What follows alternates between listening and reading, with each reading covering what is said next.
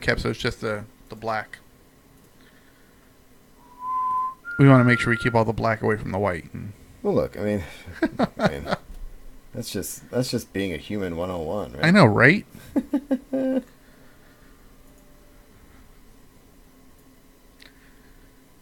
That's a nice capture. Yeah, that's nice. That looks pretty sweet. All right. Yeah, sweet. Yeah, we're back. We're back. It's all good. All right, kids. So I won't do 3 shows a night. 3 shows a night. I just won't. All right, let me get the bumpers up, and we'll be ready to rock. Are you ready to rock? I'm always ready to rock, but that's just because I like to talk. I just talk and talk and talk and talk and talk and talk. My students love it because they just tune me out immediately. They fall asleep. Oh, was I not supposed to tell you that? Well, they don't fall asleep. Oh, for God's sake. The moths are in here now. Well, if a moth eats my head while I'm talking, then we have a different problem, I guess. There's too much head for it to eat. I see what you did there. Yeah, I did. All right. Ready? Ready. What are you missing? We're good on that. It's a little high, but that's cool. All right. Chat room, thanks for being with us. Time to rock out with your stuff out. See what I did there? Rock out with your moth out? Well, there are moths in here, which is gross. So we're moving on.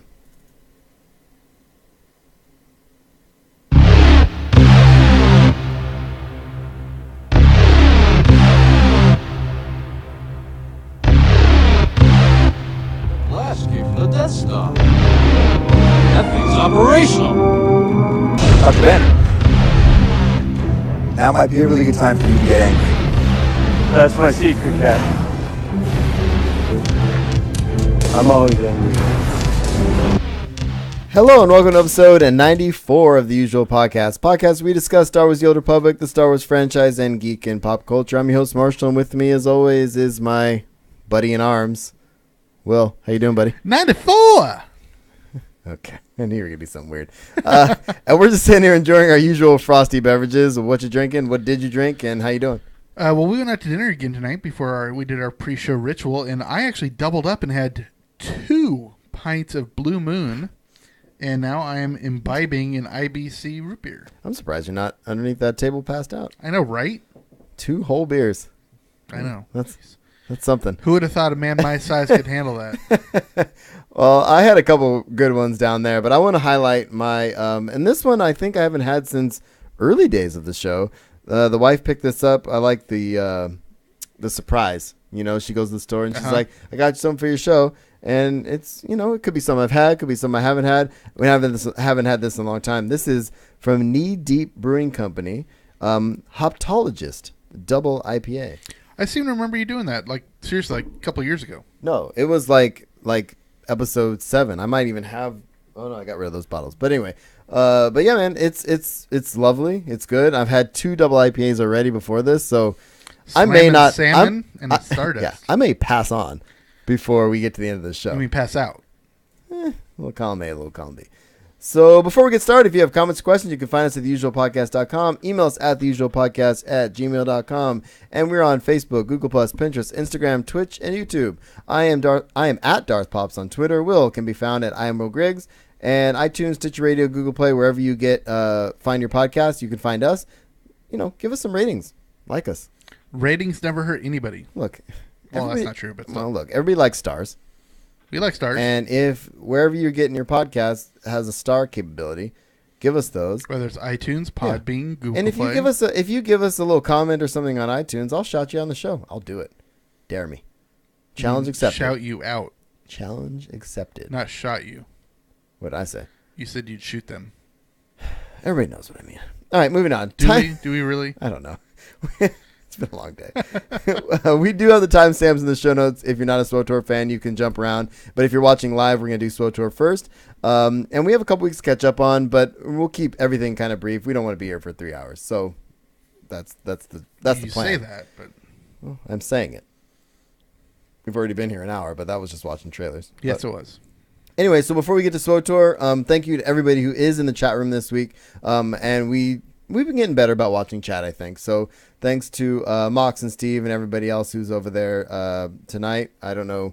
I don't have a list, but there's some folks. Skeen was there, Arjar. Yeah.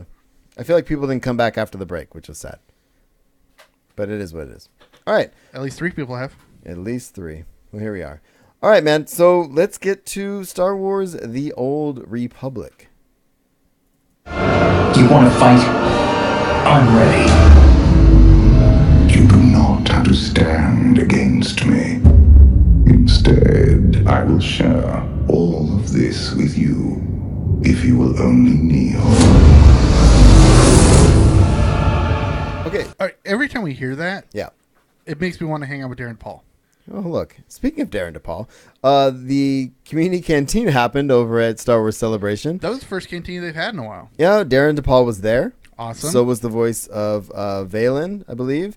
There was a lot of cool pics. I put some links in the show notes under the community shout-out section in the SWTOR section, just there were people doing some cool stuff. So I have a link in here of people that, we've been to enough cantinas. When you first get there, they give you your swag and all that. So there's some pictures of that. I do have to point out, though, the last cantina that we went to All right. was the one at Comic-Con 2 years ago. Okay. And the guy who always has the necklace with all the flash drives on it, Oh, yeah. and they didn't give one out. I know. He It's was so heartbreaking. bummed. Yeah. So, but check this out. This is from AJ, R2D2 ARM, who is an awesome community member. We talk to him all the time. He says, nice swag from SWTOR Cantina. He got a shirt, a poster, a pet code, vehicle code, and cartel coin code. Was it a Tonfon? I don't know, but he cleaned up. Yeah, And that's definitely clean up. He's a better man than us Well, yeah, obviously. at this point. Who isn't? I mean, Helen Mirren is a better man than we are. Indeed. So what else was cool was cantina. Utini Cast went out and they did their own cantina. I haven't. Did I they don't- actually fly from Australia to Orlando? Uh huh. Well. Wow. Well. Tio's from Australia. Right. Chill lives in the States. Oh, okay. But anyway, so they met up there. They did their own thing. I haven't heard much about that particular meetup yet. But this is a picture of Chill with a cosplayer doing awesome a Rey cosplay, which is sick. And Cool. so I'm just highlighting some folks that I picked up on from Twitter. And Just because you're jealous that you didn't get a I am, celebration. and this is it's a SWTOR family reunion, and Aw. Darren DePaul, obviously Arkin and Valen, which is sick. So I just wanted to highlight those things. There are links in the show notes, but I'm sure you've checked it out already. Yeah, and I still have to say, Darren DePaul is so much fun. Yeah, he is, dude. I can't wait to see him again. All right, man. So what'd you do in game this week, my friend?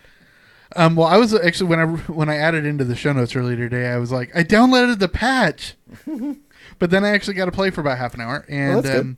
yeah, so I just got in there and I did some maintenance. I did some cartel stuff. I picked up because with the newest drop, they had the newest crates, the packs. Yep. And so of course I got on the cartel and bought all the pets and mounts and stuff that I could. So. Chat room reminded me they're not seeing the pics. I forgot we had a chat room for a second. So I didn't do this window very well, but you can see down here, Chill and the Rey cosplayer, which is cool. Scroll it up a little bit. What? Oh, there we go. Yeah, I did. I was showing them that. And the cool swag. Let me throw that over there too real quick for you guys. That looks badass, right? Are we all jealous? I really want that t-shirt, to be honest with you. I do want that t-shirt. Well, I know it wouldn't fit me. Well, look, it's neither here nor there. You'd have the t-shirt, and Good then point. everybody else could be jealous of you. And there's Darren DePaul front and center. There's our boy right there. If you didn't know, he plays the voice of Valkorion. Yeah, obviously. So yeah, sorry about that, chat room. I forgot we have a visual medium now. Remind me, Mox, and kick my butt next time you see me. Okay, let's move on. What did I do in game this week? I finished Kotet, which I realized Awesome. I hadn't done. On my main, I for some reason didn't do the last 2 chapters. I don't know what it was. I forgot that I had them sitting there. Maybe we got caught up in ops or whatever, and I was just like, okay. I didn't do it. So I figured I'd do it before Iocath dropped, and just before we went to dinner tonight, I finished the Iocath story, which I'll kind of talk about a little bit more later. And Wog is going to try Tithe tomorrow. Very the first cool. boss, obviously, of the new operation. But speaking of Wog, the last time we recorded was right before you actually did Wog for the first time in a long time. Do you remember? It wasn't officially WOG. Well, We got together on Wog Night. It was WOG night. We got together for somebody in the community's bachelor party, Indeed. and the wedding has actually happened. Congratulations Yep. to Oh no, it wasn't Wog Night. It was that's right. You're right. yeah. So congratulations to Red and I don't know if they want to announce it to everybody, but congratulations to them. to Red and his wife. Yep. And Oh, so anyway, so we got to play, and we played some Terra from Beyond. yep, indeed. It was cool. It was cool because I got to play with some people that hadn't played with before, which was nice, and it was just it was a lot of fun. Yeah, it was a cool night. We did not get through the whole op, No, we didn't. obviously, but it is what it is. We did get to the tentacles. Yes, we did. Yes, we did. So there's another. Actually, this might be a visual kind of thing too. Eric Musco posted some pictures from the event as well, which I thought was. Oh, yeah, this is cool. Oh, that's a great DePaul picture. Yeah. So I'm just gonna kind of throw this over here right now. So Eric put up some pictures too. Share his cantina. He says, "I want to share my first cantina tour experience with all of you guys and gals here." This is somebody, not Eric, but Eric posted this somebody posted this in the forums. And Eric responded, "Some great pictures here. Thank you for coming to the cantina." It looks like the name is Aaron Perez. We want Yeah. to make sure we give credit to the credit. Indeed. So, there's old Musco himself right there. He's so tiny. Isn't he cute? We love Musco. DePaul could put him right in his pocket. These are good pics. Look at Charles Boyd there. Yeah. So I'm not going to go through all of them, but yeah, it's pretty cool. I like it. I just want to highlight community stuff because this Of course. is the mood. The mood. Of course, we're still just jealous that we didn't get to go. Yeah. I'm really trying to figure out how I can convince our friends over there at BioWare to come back to San Diego, but yeah, we'll see. Well, hopefully the next celebration will be in Orange County, and we might be able to Yeah, go. that'd be nice too. All right, man. So should we get to some news? Let's get to some news. Okay, so after the patch dropped on the 18th, Harbinger still had some issues, and it took them a little while longer to get the Harbinger back up, but then it's back up. The patch notes, I'm not going to go through this time. I know I always say that, and I'm going to open them. But I always say that. But the thing I liked about this patch, and we've talked about all the stuff leading up to it anyway, but Yes. there was some really cool quality of life things, including the galaxy map. And one of the things that I'm not going to talk about this week because it's been a couple weeks since was the last live stream where they highlighted what was coming. And then, of course, there was the delay. The week that we were going to take off, Right.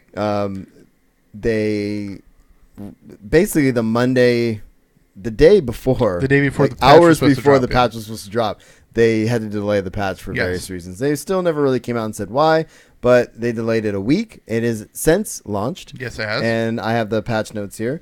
And Outcast storyline, returning companions, as we've talked about, Malavai Quinn and the Republic Trooper Lara Dorn. We also have the new operation, the galaxy map, as I said. I like the new Galaxy map. Yeah, I haven't got to mess with it too much because I was just trying to power through the story. It's much more user-friendly because the map itself is cool, but the mini-map in your lower right-hand corner has a link to the thing. No way. Okay. And then in the Galaxy map, there's a link to your personal ship transport, so you don't Nice. have to do that. And you can actually click on like your missions. Now, instead of just listing on a Galaxy map, the icons will be there. Oh, and nice. you can click on it, and then you can pay to take you there just like you're taking your ship. Oh, you that's just don't have to go badass. on your ship. Okay, so and look, these are, over 5 years after the game launched, kind Yeah. of quality of life things, which is good. Master mode uprisings, which is something I didn't really think about, but they hadn't launched the master mode uprisings yet, Right. and so all 10 uprisings have master modes. And then this was actually, a lot of people in the community were kind of surprised by this. They had updated class story introductions. So I guess, over the years, they've improved the quality of the cinematics and stuff Right. with the stories. I think that, from what I understand, because I haven't experienced this for myself yet, they actually went back and redid all of the class story intros. So that for those Like first, when you first land on Tython, or so those first cutscenes and that kind of thing. They've ramped those up a bit. Oh, cool. Which I think is pretty cool. Almost man. want to start a new character just to see those. I'm gonna do it. I'm not gonna play the character though, probably, No. but I want to check it out for sure. So yeah, man. There's a ton of stuff in here in this patch. I'm not gonna go through all of it, even though I say I'm not, but I'm looking at it still.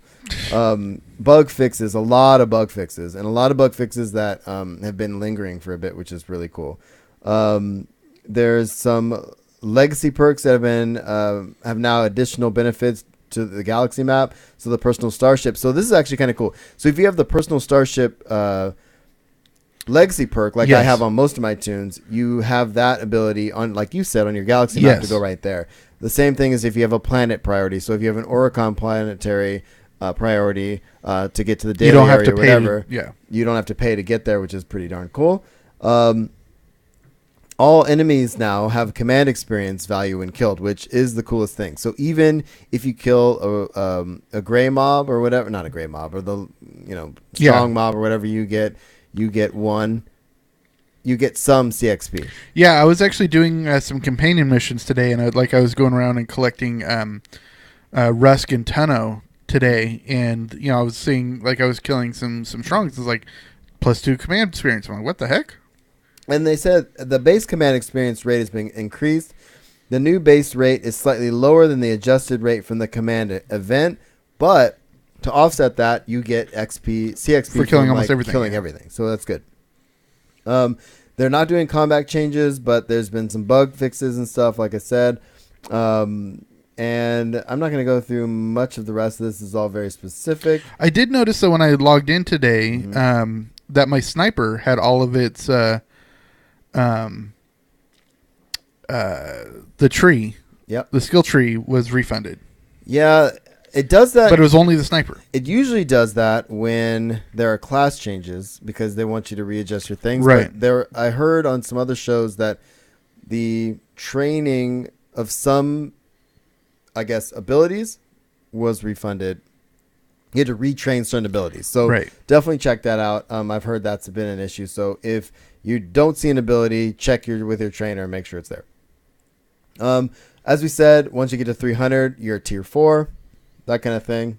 300. I just hit like 31. I'm almost to tier 2, Nice. which I'm excited about. I think I'm I'm high 80s right now. I'm getting pretty close. Great job. Oh, thanks, buddy. And then, yeah, I mean, most of this is a lot of bug fixes, a ton of bug fixes. So I want to just gloss over that a little bit because, like I said, the patch notes have been available for a bit, so I don't want to. Glossing. Yeah. So there was some known issues, which is typical. I don't think there's anything kind of crazy in here. But what I wanted to point out is there's a couple of random questions that came after that. So there was I don't really understand this one all the way. So it says players who picked opposite faction ICATH can't join the same faction or raid group. So this is just things they're looking into. I don't know if that means like they picked Imperial and their friends are all raiding on Republic, so they can't get them into the group, is what I'm assuming.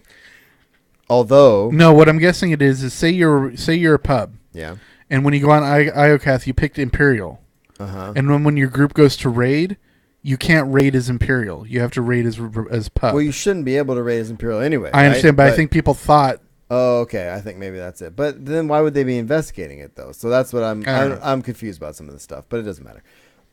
There's also a couple of other random things in here too. Something about people not getting the companions. There's also a crafting material issue where you can reverse engineer a high level deal, and you get the schematic, but you Right. can't make the schematic yet because those materials Those aren't in the game available yet. which I think is pretty funny. That is pretty funny. Which is sad. So don't do that. And we have a link in the show notes for that. Yeah, man. So they had a brief maintenance today, or they're going to have a brief maintenance today. I'm guessing it would have been last night, middle of the night. Yeah, last night. You're right. 9 a.m. It was this morning. Yeah, they had a brief maintenance this morning to probably clean up some of that other stuff. And so here we are. Yeah, it must have been small because, like I said, I downloaded the patch yesterday, and then when I played today, it literally popped up really quick. Well, I actually never exited the game from last night, and then I popped in this afternoon and finished off that stuff. So it must not have been a big deal. The major news, though, outside of obviously 5.2 and everything else going on, again, I'm excited about jumping into Tithe tomorrow. But there's a new producer. Oh, really? Yeah, I think we've met him. Keith does sound familiar. Keith, I think we've met him at a couple cantinas. He said, from what I understand, I think he was the newbie at the last cantina we went to. He used to be Eric's boss, I think, or something like that. At a different company, yeah. Yeah, and so like I don't know what's going on, but the bottom line is he is now the new. He is taking.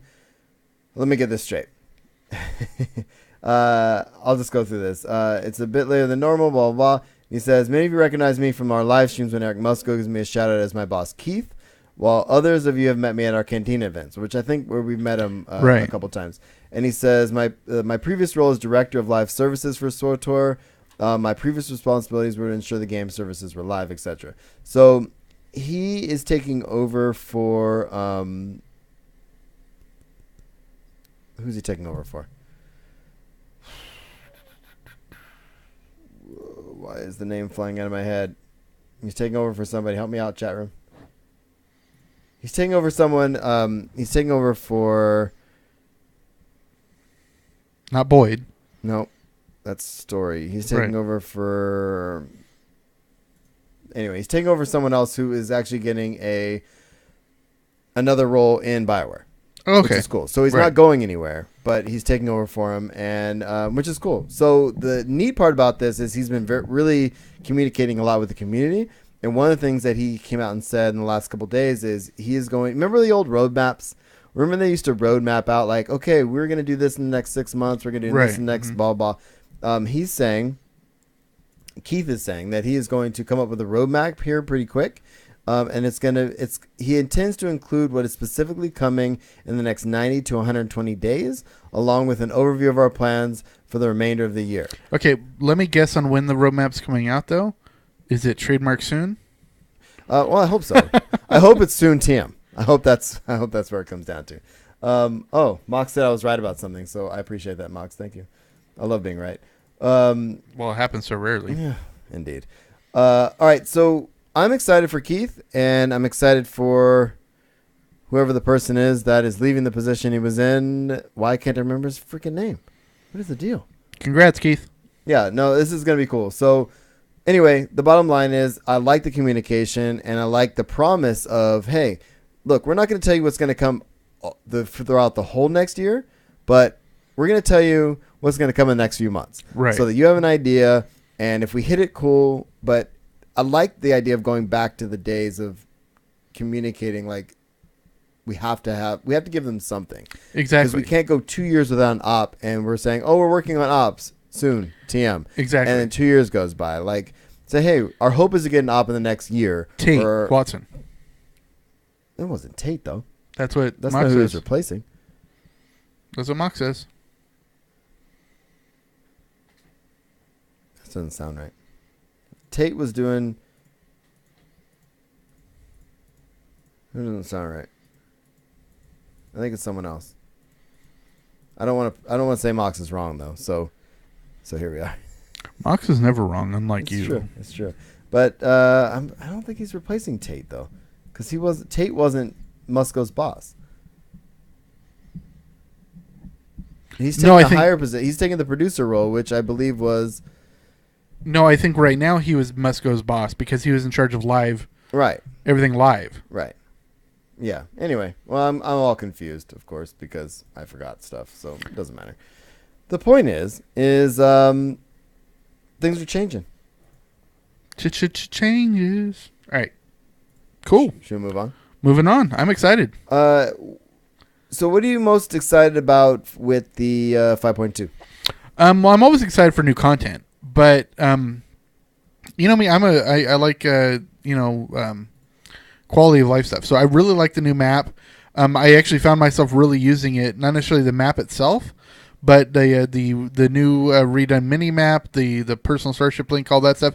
It just makes it a lot easier where you don't have to like I've got to travel to my starship and then I've got to go to the galaxy map on the. It makes it a lot easier. Yeah, no, I'm with you on that. Plus, it's visually cleaner. Totally. This is going to drive me insane. He just said Tate left. Musco's boss moved to a new position. Yes.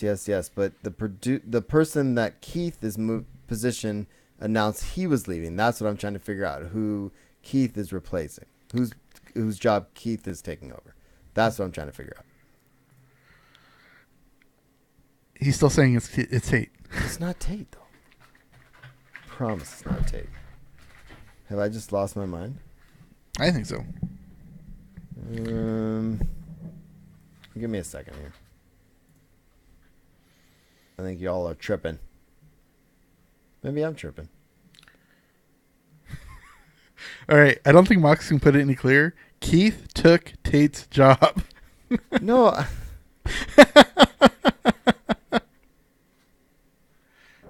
We Fine. love you, Marshall. Fine. I'm letting it go. I'm telling you. I'm going to look into this later and y'all are going to be looking crazy. All right. So Iocath, I finished the Iocath storyline. I left this for last on purpose because somebody posted, so Iocath storyline just not have a conclusion, ... right? Well, they're leading up to future storylines, right? Right. And it doesn't have a conclusion. It has a pause. I don't even know if it's a cliffhanger. Yeah, it's more of a pause. It's like, okay, this happens. Okay, now go do some stuff while things are happening. It's like Valen assuming the throne. So I don't want to spoil anything, but the story is good. I really enjoyed it. It's about the length of a typical chapter. Okay, cool. You get to make that choice again between supporting the Republic and supporting Imperials. That happens pretty darn quick. So be prepared to make that decision. But honestly, it's a lot of fun. It's Cool. good. I'm excited to try it. Of course, I'm still back on chapter 1 of Kotat. But, Okay. So you get to get in the walker and stuff like that. It's pretty entertaining. So. Very cool. I'm excited. Time to go on to some pew pew. I don't know. I'm still not satisfied with our with that conversation. I'm telling you, dude, we're missing a name. There's a name we're missing. Should I let it go? Mm-hmm. Yeah, but You can tweet about it later. oh, I'm not tweeting about anything. I got to edit the show, and it's a shenanigans. It's a poop show. You can tweet about it at 3 a.m. and talk about how Mox was just filling you with fake news. Look, the fake news is real, bro. I don't want you to lose sight of that. Okay. All right. I can't find my bumpers, which is why I'm just randomly saying stuff. You're vamping. All right, let's get to Star Wars, dude. I was raised to do one thing. But I've got nothing to fight for.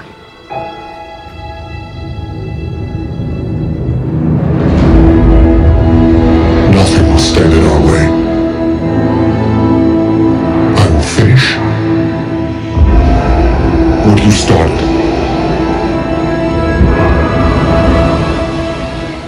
So going back to what we were saying, okay, I understand that Keith took Tate's job, but what I'm saying is there was another movement that I think we're missing. Okay. I'm going to cut what I just said, but I'm just saying. I'm not saying I don't believe you. I'm just saying, okay. I don't know. I've been listening to a lot of podcasts. Names are getting mixed up. Darth Brundlefly asks, are you thinking of Ben Irving? Yes. Yes. Thank you for putting this madness to rest. For God's sake. Somebody's talking my language. Thank you, sir. Brundle, you're my hero. Can I move on with my life? Because that's the job Keith took. Because Tate's job was not a producer job. Ah. That's what I was trying to say. So Keith took Ben's job. Ben moved in to another position within BioWare. And Tate, as far as I know, Tate left a long time ago. But what I'm saying is Keith is taking over for Ben's job. Ben is moving to something else. All right, I just have one question. Yes?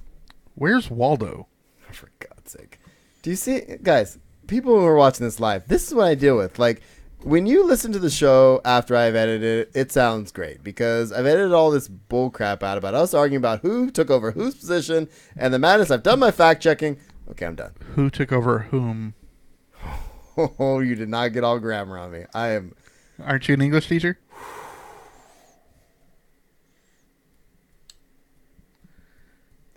Well, those of you looking on the camera can see he is walking over and giving me a hug. moving on, we're in a Star Wars land, and the best part about this is we just had Star Wars Celebration Orlando. Yes, we did. And it was kind of cool. I was actually out of town during Celebration, at least the first couple days. And so what was kind of cool was the morning I took the wife out of town, as I said, which is why we're off last week. Happy anniversary, by the way. Thank you, sir. Celebrating my 10-year wedding anniversary. And the morning of our anniversary, I woke up, looked at my phone, and I got a push notification from StarWars.com on Twitter saying, we are live streaming the 40th anniversary panel. I was like, Awesome. on Periscope, I said, well, I'd be an idiot not to watch that. So I turned it on. The connection wasn't great. It was kind of hit or miss a little bit here and there. But the issue was the cool part about it is it was like almost a tribute to George Lucas in that. Yeah, panel. it was cool that they actually brought him in. He was basically sitting in the middle, and they kept bringing out cast members. Warwick Davis moderated it. At some point, they had Another brought up Ford. Yeah, they had Ford. They had Hamill. They had. Did he accidentally Peter sit on somebody Mayhew. else's lap? Because, went to the wrong chair. But there was a couple jokes about his flying. Warwick I was actually kind of surprised. I was telling the wife too because she didn't hear about him landing on the wrong runway, and I was like, hey, and I told her the story, and then just a minute later, he made a joke about it, and so the sense of humor is there. Yeah. It was a ton of fun. So I have links in the show notes to the actual panels to watch them live. If you're listening to this now, I don't know, almost 2 weeks after the fact or a week and a half after the fact. It was awesome. But those panels were really cool. There was tributes to Carrie Fisher. Billy Lord came out towards the end. That's her daughter. Of that particular section. Yes, Carrie Fisher's daughter gave an awesome tribute. I mean, there was so much, and I hate being redundant, but there was so much awesome during that panel. It was hard to kind of wrap your mind around. You're saying everything was awesome? Everything was awesome. And then you had John Williams doing the Leia theme. I love John Williams. And he was doing the Leia theme over clips of yes, her. I heard that there was some live stuff, yeah. I tried to show that. I was telling my wife, I was like, oh, check this out. This is John Williams. And as soon as she heard the music, as soon as she saw the first thing, she's all, turn that off. I'm just going to cry. And I don't want to cry. And he's in his 80s and now. She's not the Star Wars fan I am, but it was just it's going to be a sad day when Williams leaves us. I know. I don't even think about it. Can you imagine that Oscar tribute when that happens? Oh, it's going to be insane. All right, so I have some links in here. There's Star Wars Celebration, best moments, biggest reveals. We'll kind of go through some of it here in a minute. There's the one for the 40th anniversary panel. One of the tidbits that came out of that was Harrison Ford was working on a door for Francis Ford Coppola. They were sharing stories from way back in the day. Right. And he was working on it, building a door, basically putting him outside the studio where Lucas was, and he's like, oh. And he ended up getting the Han Solo role. So stuff like that. Yeah, well, you got to remember, he had already worked with Lucas on American Graffiti back in 72. Which is what Lucas remembered. Exactly. But he had gone back to being a carpenter because he hadn't gotten much work since then.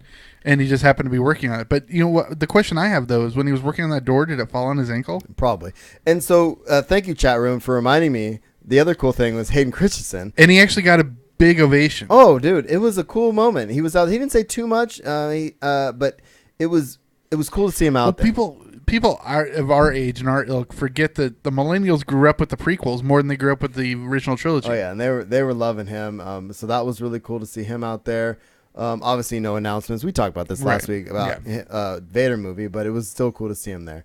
Also, the man himself, Lando Calrissian, Billy D. Williams was out there. Please tell me he was drinking some Colt 45. He was sitting there, and what I thought was funny is the people in the Periscope chat and people on other podcasts were like, he looked like he didn't want to be there. But then when they talked to him, he was just like, hey, well, again, you got to remember he's in his 80s too, so it's like he's conserve old, energy. Dude. He's old and he's just sitting there. And then when they call him, he's like, he's Billy D, which I love. Exactly. It was really cool to see. Samuel Jackson wasn't able to be there, and so I wanted to highlight this too, which was funny. They did one of those pre-recorded deals. They put him on the screen, and he basically said, "You know how many times someone has fallen off of a roof?" We know that Jedi can jump from, even though it's like 30,000 stories in the air. Yeah. But what I love is that now that Lucas has no control over anything, he said, if you want him to be alive, he's alive. Yeah. He basically pitched himself being back in the movies to everybody at Celebration, which I thought was kind of cool. So Mace Windu's alive. Yeah. Well. Well, according to Lucas and Samuel if they L. want him alive or not, doesn't matter. So yeah, and I mentioned the Billy Lord thing, and then there's the I put the video link to that as well. So anything else that you saw on the internet about Celebration that you want to throw out there? Okay, not necessarily about Celebration, but this is just kind of funny because there's always those who is Snoke rumors. Yeah. And Samuel reminded me of it because one of the rumors going around is that Mace Windu is Snoke. But I saw a meme that was flippin' hilarious, and it showed Snoke on the bottom of the meme. Right, he was the payoff of the meme, but it had his big forehead scar circled. And then above it, it showed the stormtrooper walking into the door. Oh my god! And it showed the door and the helmet circled. And I thought that was the perfect meme. Yeah, that's pretty funny. All right, so what else do we have here? We have Ewan McGregor is willing to be Obi-Wan again. Not only willing to, he wants to be. He wants to be, and we've talked about this countless times. But what it comes down to is, I mean, he's willing and waiting. Just put the man in there. Get him going. And we have all this. We have all these other movies coming. We have all these other. We haven't even been announced. The announcement for what's coming after the next standalone, for example, isn't been announced yet. So, there's all these things coming down the line. Yeah, I think the only one that would have made sense would have been Rogue One. Yeah. Just because that's the only one that would have made sense in his time range, his age range now. But we talked about too, the idea of doing A standalone. the standalone thing, kind of Right. in the vein of the Kenobi The novel. Kenobi book, yeah. So hopefully something like that happens. Lucasfilm boss reveals when the next Star Wars spinoff could be announced. And the reason that I brought this up just a second ago is because they haven't, and there's a lot of speculation, obviously, about. There was the rumors about The Boba Boba Fett Fett, and all yeah. that. And we've talked about this a million times. So Kathleen Kennedy didn't unveil the official Halloween spinoff, Han Solo spinoff title or logo, nor did she reveal what could be the focus of 2020's anthology movie. So, with a huge focus on the 40th anniversary and Star Wars The Last Jedi, there wasn't a lot of room for announcement of future plans. But she says she's revealed that plans were in the works, and we could get more details in the next few months. And she says, I think we're getting close. She said this to MTV. My hope would be sometime around the summer. So hopefully in the summer we get an announcement of the next. Yeah, well, it just standalone. makes sense that is going to be the stuff released. I mean, the Han Solo title, the logo, and what's coming in 2020 will be announced at D23 in June. That makes more sense. Yeah. Totally. Because they weren't going to step over the toes of Last Jedi and the 40th anniversary, because that's all Celebration was about. Indeed. And she says, I never want to predict the creative process because it's its own thing. So we're in the midst of all those decisions right now. So Right, because they're still in story works on this stuff. And honestly, I hope they don't do Boba Fett at this point, because there's no way to live up to the expectation of what it could be. Yeah. At least with Han Solo, it's a prequel story of Han Solo, so there's not as much expectation to it. But with a Boba Fett movie, there's just too much. Indeed. All right, man. So Star Wars is going to release a new animated shorts about its Star Wars heroines. Have you heard about this? This is very cool. This is cool. And what I'm most excited about with this, for example, we didn't put this in here. This is a little trailer for it. Oh no, this is something else. Never mind. What I'm excited about this is it's focusing on the women of Star Wars. Yeah, so I'm guessing. I mean, as well as Leia and Rey and Padme and all them. Hopefully, we'll get Mon Mothma. We'll get Maz Kanata maybe. Hopefully, it says heroes like Princess Leia, Jyn Erso, Rey, and Ahsoka will be the leads in their own shorts. Ahsoka would be cool. Yeah. Sabine Wren will awesome. also get its own individual short, which is cool as well. And the first short is set to debut at Star Wars Celebration. It'll be titled BB-8 Bandits. So here we go. It kind of sounds like the first episode of The Rey one. no, the first episode of Rebels was Droids in Distress. Yeah. I thought it was the second one. Well, not the pilot. Yeah, yeah. I got you. All right, so I mean that's exciting. I mean, like I say, my kids, man, they were big fans of. Brundle, Rey, that's so- a good idea. What's up? Brundle says he wants to see a young Princess Leia movie with Stranger Things Millie Bobby Brown. Thinks she would make an awesome young Leia. I do think she would be an awesome young Leia. That's a good point. I think that would also be a good opportunity to bring back, of course, crowd favorite Jimmy Smits. Yeah. It would definitely be able to showcase Alderaan, which we don't get to see enough.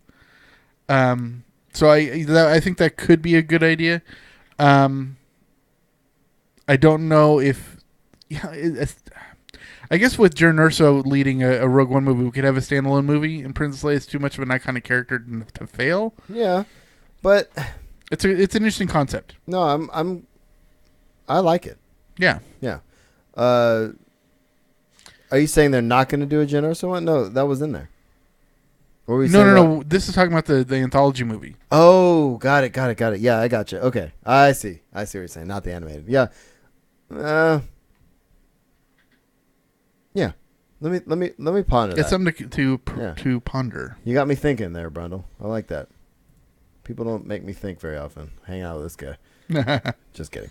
Okay, so Star Wars Rebels producer would direct a live action project, which, okay. Who's the producer of this? Dave Filoni. Yeah, so Filoni obviously is in. So direct quote, he says, I'd be crazy to say I'm not interested in that, Filoni said. I don't want to say that would be the ultimate because I really enjoyed the stories I'm telling now. I would never undercut them by saying there's something less. I think the craft we do and the work we do in the series is tremendous, and the artists we have working on them are amazing. Now, here's my question with it: is he referencing would he do like an hour drama series that they're talking about that they've been talking about for years, or maybe he would be the one doing the 2020 standalone movie? My thought is it's gonna be more like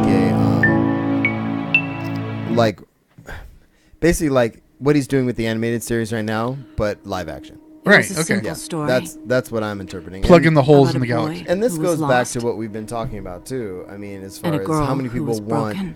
an Agents of S.H.I.E.L.D. Star Wars kind of They show. fought kind of alongside thing. Right, a yeah. survivor Like, not to say that it needs to be A war something that veteran. kind of formula, but and a fallen knight I would absolutely love a I led them week-to-week into Star battle. Wars. against in an the evil vein so of- terrible. It doesn't. I don't care tried what to era black it out the is, but in the stars. vein of like Daredevil or We something, fought or for Jessica each No, other. I haven't. You know what the pattern for it is? We fought for those It's who the could American not, Horror Story the American Horror Story but we never imagined framework. Okay. it would end It's the same actors Okay. playing different like roles, this. right? Mm-hmm. But each season is a standalone story arc, right?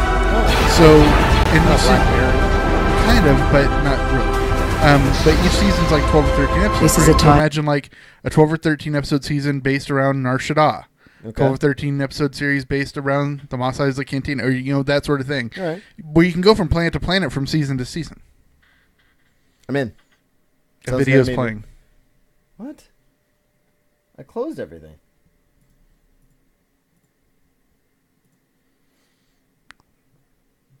Is a video playing? It was a Rebels trailer. Sorry, guys. Did you hear my brilliant idea? Nobody's listening to. Nobody likes us. I just don't know where that video is playing from. Is it still playing? I closed everything else. No, I think it's gone. Okay. All right, man. So let's get to some Star Wars comics. So also announced, Captain Phasma is going to get her own miniseries. Yes, and actually I didn't see this mentioned in the article at all. But if you look at the cover that they gave us, it says Journey to the Last Jedi, just like it was Journey to the Force Awakens. Mm-hmm. Nice. And we also have an all ages comics and newspaper strips coming from IDW. Very similar to the stuff they did back in the 70s. Yeah. Which I like because, I mean, my kids like comics. I mean, Rowan Yeah. loves to read comics, but there's nothing Star Wars age appropriate for it. No. Comics wise, at least. So I think that'd be really cool. Let's get to some Last Jedi stuff. And we're going to be bouncing back and forth, obviously, with things from Celebration. We're not done with Celebration, don't worry. Laura Dern's Resistance character, there's some new details about that. Did you hear about that?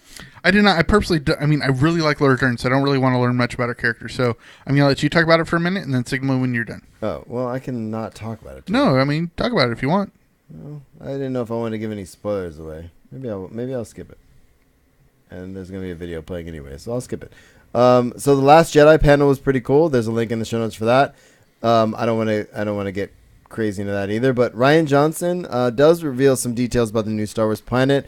And in a nutshell, it's the mining planet, which is why you see in the trailer, which we did talk about the trailer a little bit in our trailer time segment of the show for our patrons earlier.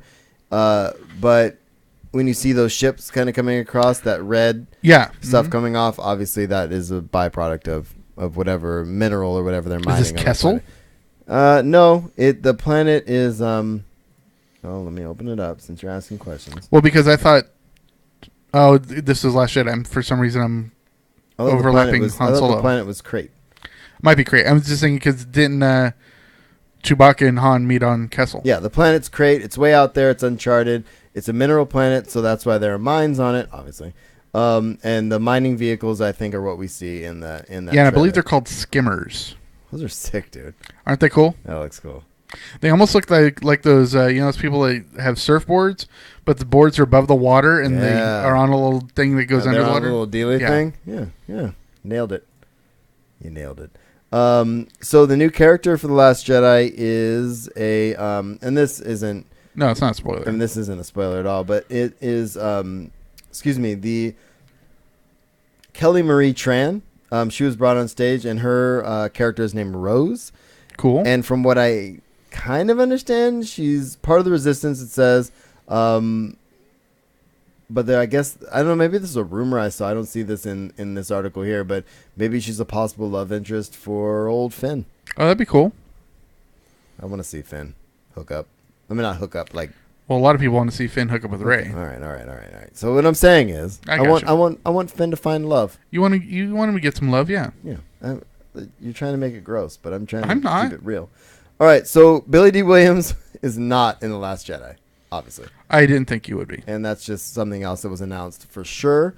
There was some speculation on it since it was the second in this next trilogy. He appeared in. I think the only way it would. I mean, Empire, etc. Yeah, I think the only way it would have made sense is if they had a some sort of memorial service for Han. Yeah, and he came for that. I can see that.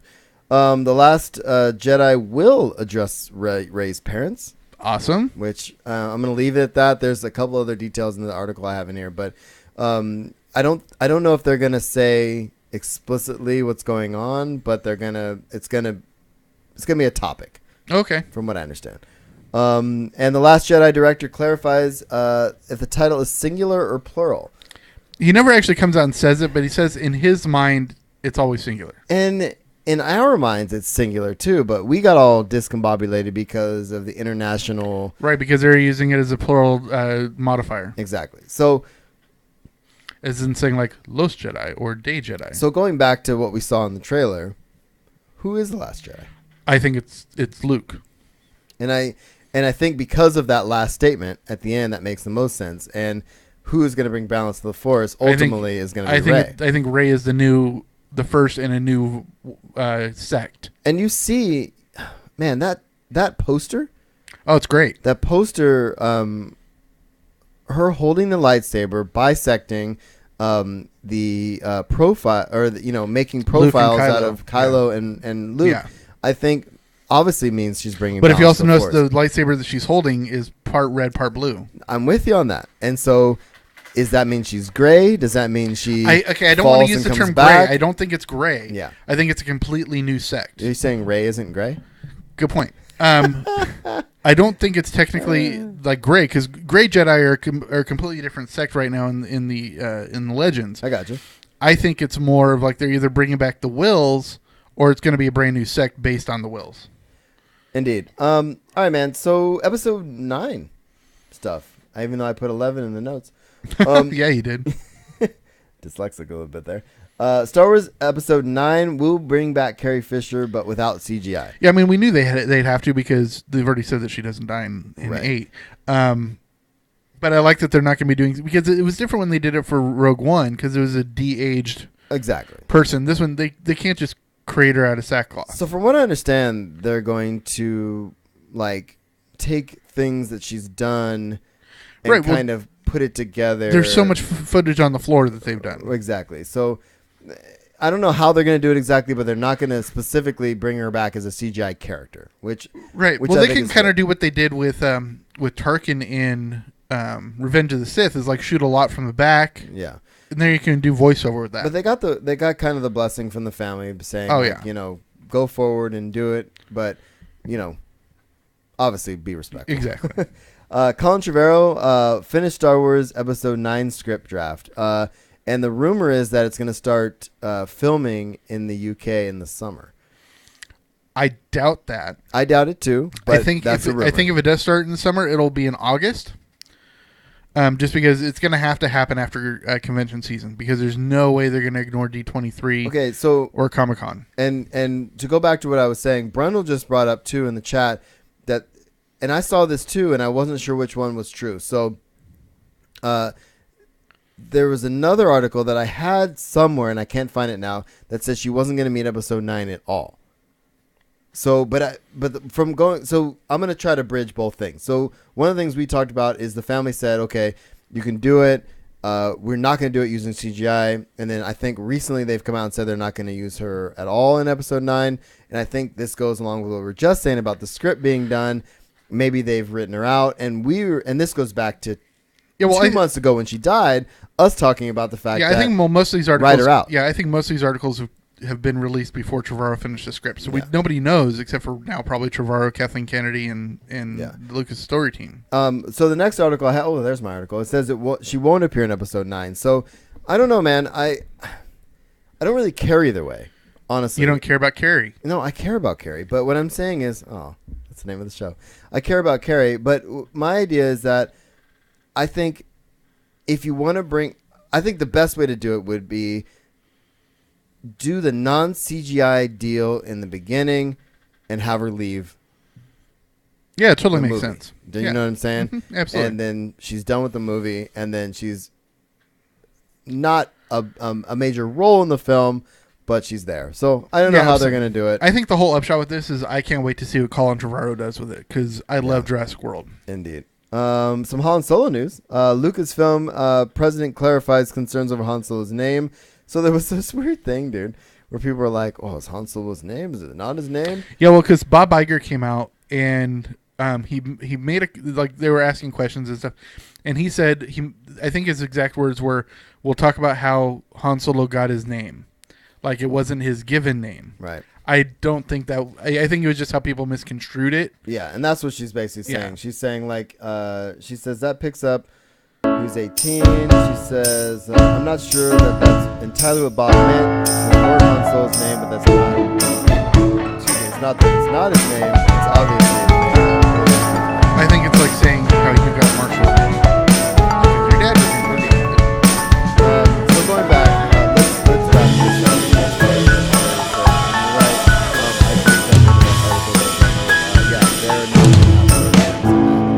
And I think that would make the easiest decision. And we talked about this, dude. We talked about. Music again. Huh? You have a video playing somewhere. It was a simple story. I can't have anything open ever. I can't have any nice things. Sorry, chat room. But what I was saying is, and this goes back to what we were talking about, like either write her out somehow or have her in it somehow. Right. But you can't do like what they did in The Crow and like have her in there be piecemealing kind of weird thing. You just can't do that. So yeah, and I don't think they have pardon my language, I don't think they have the balls to do what they did with like the Imaginarium of Dr. Parnassus when Heath Ledger died. Right. And they brought in like Jude Law and somebody else, and they all kind of split the role. Exactly. Yeah. All right. So you want to talk about Rebels? Yeah, something actually just dropped this afternoon. And actually this was brought up at Celebrations, but it kind of just hit the webs today. That Dave Filoni, who we already talked about, who is the mastermind behind Clone Wars and Rebels, has retconned a piece of Star Wars history, and it seems like the Lucasfilm Story Group is okay with it. If you look back at Return of the Jedi in the bunker scene, actually, if you open up the article, I believe it shows a picture. Let's see if I can get a picture up without getting a trailer going. Ugh, damn trailers. Yeah, so just make sure you pause that. We'll get the picture up here momentarily. There is a character who is an extra in the bunker scene outside of the Endor bunker. and the character is scroll down. Yeah, is an old man with a white beard, and he's just an extra. He was an unnamed character. But scroll up, and Filoni released some concept art of Captain Rex, who was one of the clones who survived and has become a character in Clone Wars and Rebels in that Endor outfit. And so he has retconned that is Rex. Okay, now the funny thing is it's very similar to how like Samuel Jackson is retconned that he's alive. Right. So like, but the thing about this is Filoni actually has juice with this. And so by him making this decision, and also he's basically putting it out there that Rex is going to survive season 4 of Rebels. Oh, yeah. Well, if he does, then if he's alive that puts him at the Battle of Endor. Exactly. I think that's badass. Yeah, I think it's one of those things that the only consequence story-wise that it makes is that he survives Rebels. Exactly. If he's written that into the story already anyways, why not do it and just make it fun? Yeah, it doesn't matter. Warwick Davis is going to be playing a Legends character, and this actually really tickled my my Legends love, because like I said, I've listened to a lot of the Legends audiobooks and etc. Right, so what made me excited about this, and I'll put this over for the chat room to take a look at, this character here, Warwick Davis is supposedly playing. He played obviously Wicket and all that kind of stuff, but the character that he's going to be playing is an assassin that worked for Grand Admiral Thrawn. Awesome. And it comes into play. Spoilers from Legends, and sorry, 3, 2, 1 spoilers. This particular character and its species is kind of subjugated by Thrawn, and what ends up happening is this character ends up killing Thrawn in that series of books. Right. And the character's name was Rook, right? Yeah, Rook, which is so freaking cool. I loved this character. There was a really cool connection with Rook and Chewie and Leia and Han and them later. It was a really great arc, I thought, in the Legends. Scroll up so you can see the picture. Sorry. Yeah, I'm excited about this. I'm a huge Warwick Davis fan. A lot of people, they know the name, and you can know his face now, but because most of his characters he plays behind makeup, very much like Andy Serkis. But he was Wicked in Jedi. He was in Willow. That's where he got his start. He was in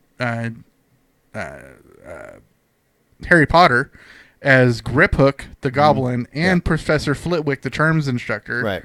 He's been in so many things. What's cool about this is he's going to be voicing the character in Rebels in the last season, and we'll kind of see where it goes from there. So I'm pretty excited about that. So speaking of Rebels, Rebels is going to be ending after this next season, season 4. Right. If you missed our pre-show trailer time stuff.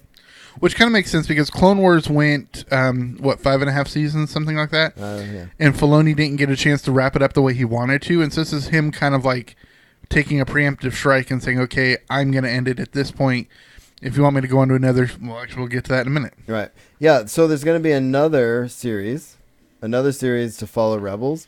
And let me just put this out here real quick. It says, an executive producer of Star Wars Rebels announced the show will be ending after its 15th episode, 4th season.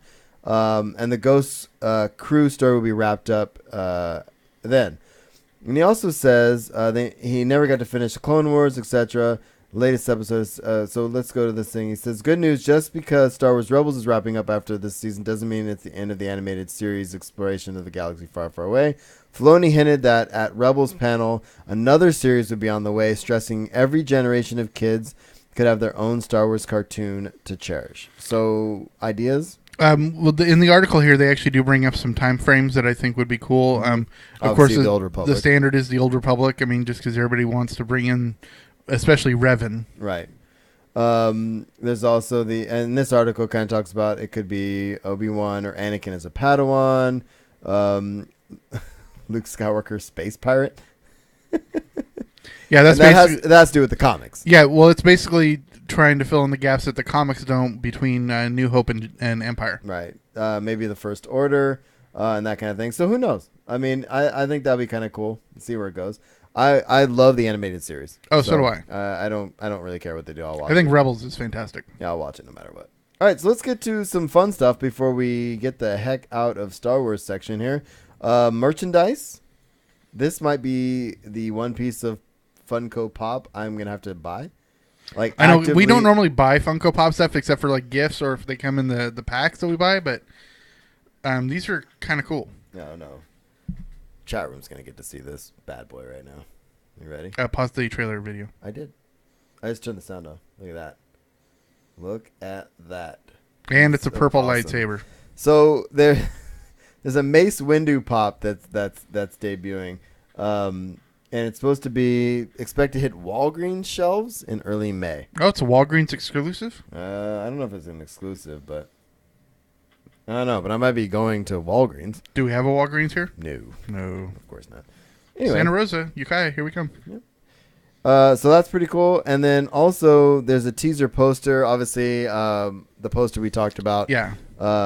Which I put in the wrong section here. But the reason I put this in merchandise is because, and I don't know if you guys have seen this poster. I'm sure you have. I got to make sure I speak into the mic. It's as if I haven't done 100 and something episodes of this show. But what's important here is, what is important here? Oh, the prices that these posters that we're going for from Celebration. These are the Celebration exclusive posters. Any guesses? Or did you already see? I don't know. I'm guessing hundreds of dollars. Hundreds, indeed. $180, or as high as $499, Wow. and that's on an old eBay. Oh, of course. You know what they do there. Anyway, it's insane. I would just hang out. Those posters are going to be available at some point. So I don't know if you need one that came from Celebration specifically. Well, it's funny is you know me. If you ever make it to our school, in my computer lab, I have nothing but movie posters all around the walls. But the funny thing is actually I don't have any posters up in my RV. It's because I do everything digitally now. Right. So I'm honestly just going to download the digital form of the posters, and Yeah, why not? that's what I'm going to do. And here we are. All right, so one really cool thing, we're getting to parks news now. Yeah, we've got just a little bit of parks news here, but a lot of it's cool.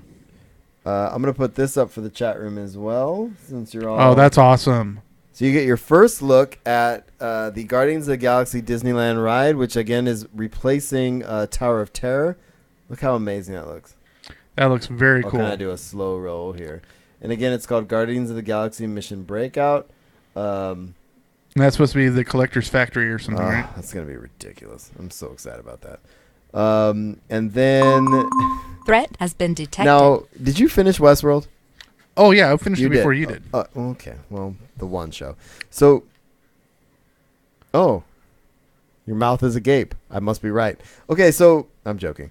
Disney files a patent for a Westworld-style humanoid robot. And why wouldn't they? Okay, so, here's the thing. I put the link in the show notes for it, but the cool thing is that it essentially comes down to this is something that's going to interact with like guests, like kids, right? No, that's so people can have sex with Belle. No. Don't turn this gross, okay? Let me just tell you, dude. This could you imagine if you roll into Disneyland, okay? You roll into Disneyland, you're like, oh, this is cool. But like very much like Westworld, instead of like people in costumes and stuff, you have like a Mickey Mouse that's like a Mickey Mouse that like is doing, I don't know, dude. Like this would be cool. Eating cheese. Oh my God, you're not taking this seriously. They're going to be taking, jobs away from hardworking Americans. Well, that's part of the issue here.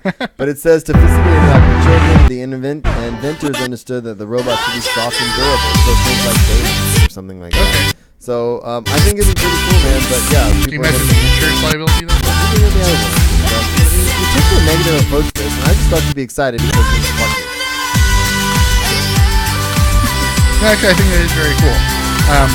But no, actually, it brings to mind, if you've ever been to Disneyland and you know what the speed limit is in the parking lot, right? 14.5 miles an hour. Because insurance rates go up at 15 miles an hour. So who's monitoring the half?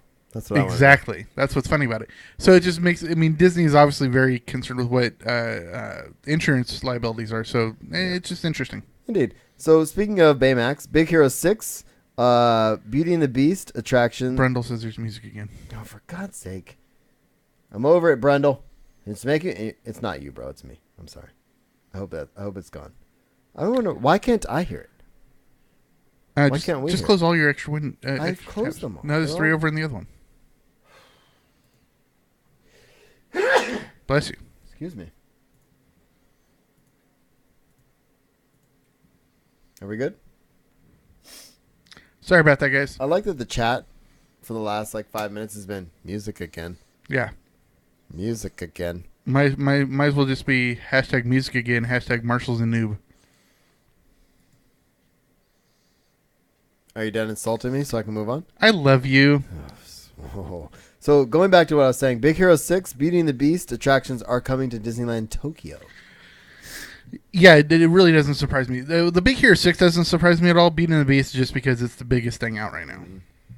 Well, besides Fast and the Furious. It made a lot. Well, you put Fast and the Furious aside, Beauty and the Beast made a poop ton of money. Oh, poop ton of money. Indeed. All right, man. So new details of Star Wars Land and Star Tours. Bring it on. Tell me about it. Came up at Celebration. So I'm going to bring this up. Hopefully there's no music playing, and I'll show it to my peeps over here. Check this out. So yeah, I've seen that concept art before. Well, let me scroll down. Oh, that's cool. Look at that, right? All right. So he says the real dazzling new lightsaber technology is being developed at Disney parks. The cool part about this, let me see if I can find the line here.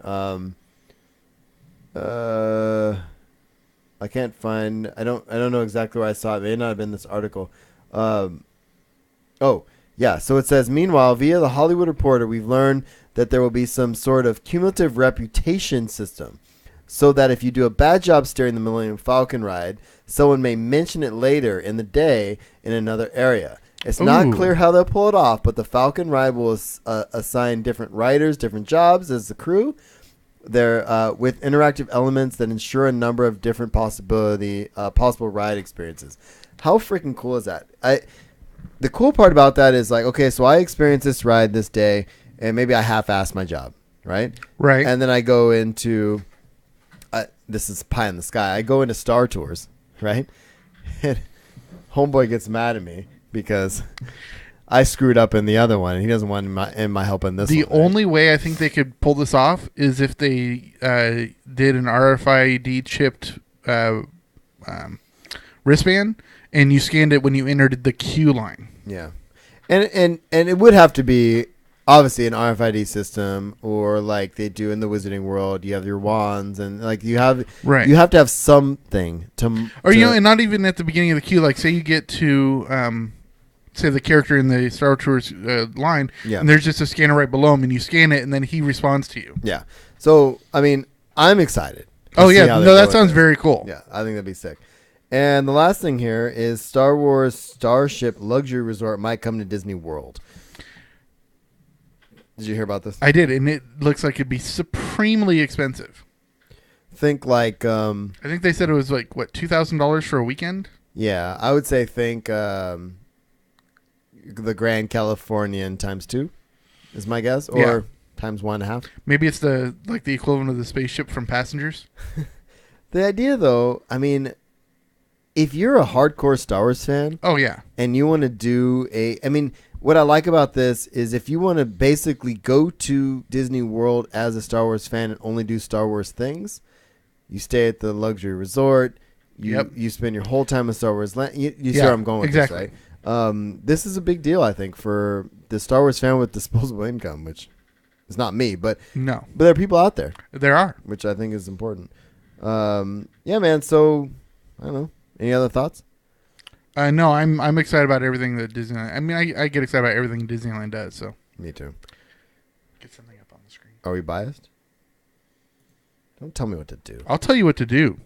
I've had it up there, and then I'm trying to keep it visual. I've had it up to here. Okay. Here. All right, I'm going to switch sections of the show while you're getting all worked up about stuff. Except I can't find the bumper. Got it. I can't imagine any kind of future where I'm a hero. Well, you're not. In the future, none of you are heroes. You're legends.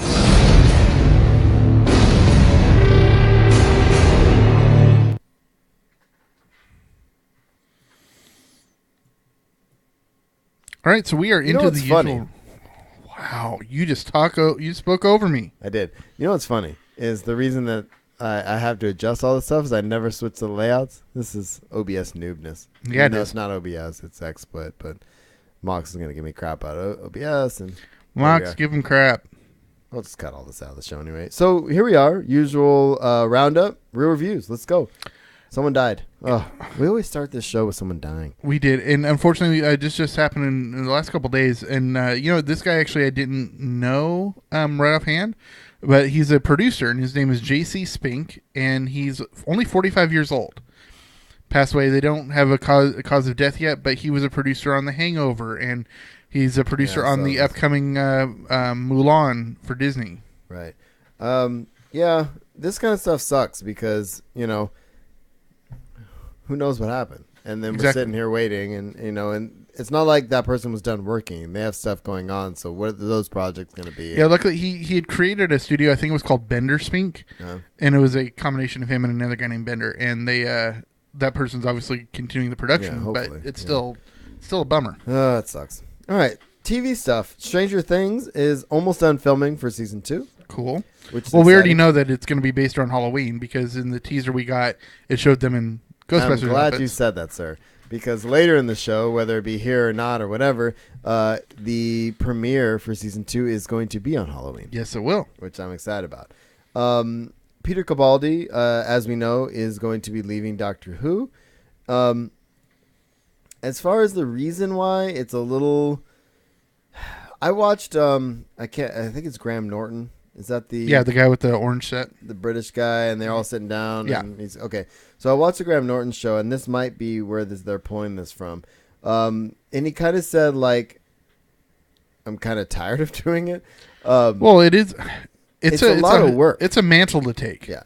But it's also like, from what I got from that, and I don't think this is where this article is going, but I'm just going to go somewhere else with it. But from what Graham was saying, what he was saying to Graham Norton was essentially like,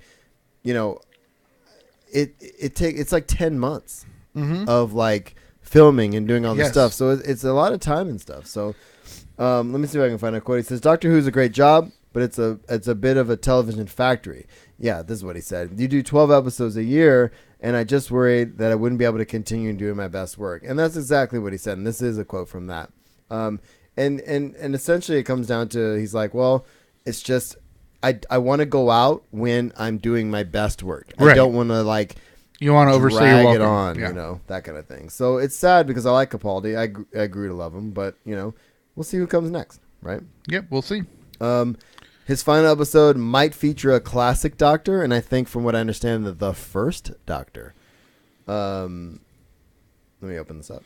Well, it makes sense because, as I said earlier, the villain in the final episode is going to be the Cybermen from the first Doctor.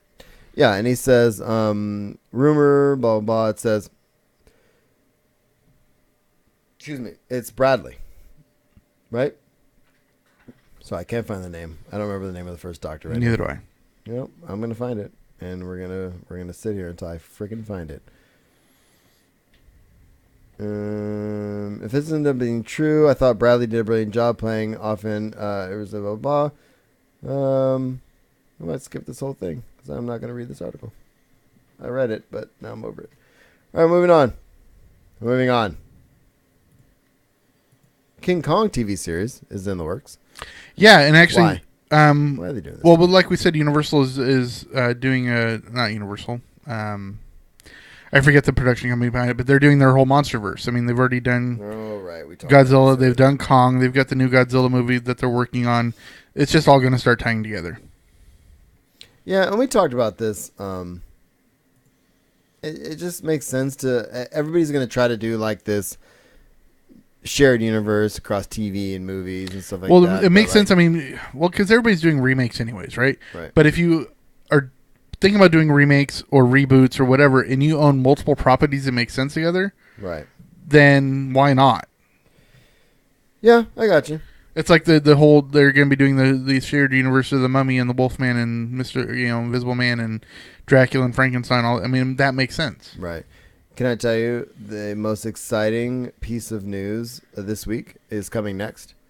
Say it. Can I just tell you? Because I've never been more excited about a piece of news. And chat room, that's what's happening. Oh no, that one's not playing either. I'm just trying to make sure there's no sound playing. Let me tell you. So if you're a D&D fan, It's playing right now. I know, but it's silent. Okay, sorry. I'll just pause it. Then we're done. Okay. If you're a D&D fan, it's probably because you like fantasy. Okay? Yes. I'm starting there. I'm gonna paint you a picture. I think that's a fair assumption. I was a 6th grader, not the most popular child in a Catholic school. You with me so far? Mm-hmm. There was a kid I got to know, and he gave me a book. It's behind me. It is actually, it might be at work. It's one of the books back there, but it's a series is behind me. It's called Dragons of Autumn Twilight, and it is by Margaret Weiss and Tracy Hickman, and it is a Dragonlance novel. Okay. Okay. So now that I've said all of that, Joe, I don't know how to say that. Mangiello is He's the guy. He got signed on to do Deathstroke for DC. Right. He is shopping around a D&D movie. Now, the best part about this is the rumor is it's going to be focused on Dragonlance. Very cool. I know how big a Dragonlance fan you are. I'm a huge Dragonlance fan. So I have a couple links in here. You can dive down the rabbit hole. I don't want to spend all day on this. I could do a whole podcast on this. But the idea is that if they do this, some of my favorite characters, the reason that I write fantasy, the reason that I read fantasy, and the reason that I love fantasy is because of Margaret Weiss and Tracy Hickman and because of this series of novels.